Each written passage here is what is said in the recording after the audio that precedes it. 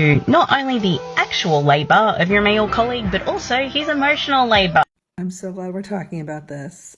This is your HR Big Sister again, talking about work and things that can be better, things that can be different to try to help you have less pain, less stress in the workplace. So, just like with relationships, emotional labor tends to be disproportionately assigned to women in the workplace. Let me give you some examples. If you have a manager role and you're expected to remember birthdays, births of children, new family members, how was your vacation? Fill in the blank. These are often expected for female managers, but very rarely expected for male. Disproportionately, female departments like HR, that's considered part of the job.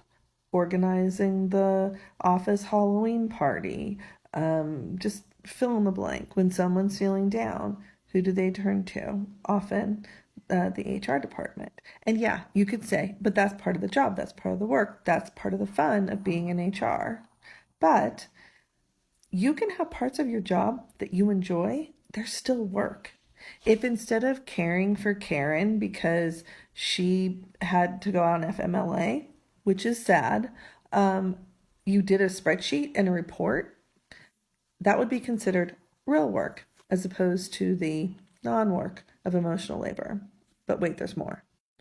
If you're involved in an employee resource group, which is an employee focus on DEI initiatives at work, often that's unpaid and significantly emotional labor.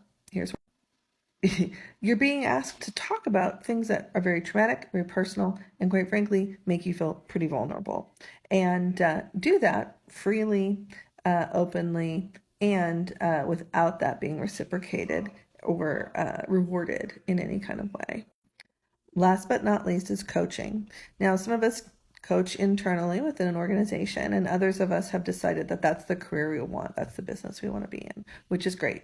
Here's the thing, 70% of coaches are female.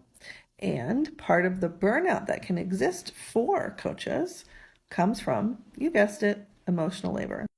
One study quoted coaches saying things like, oh my gosh, I wish I could just tell my client to shut up. But having to hold that back is a form of emotional labor.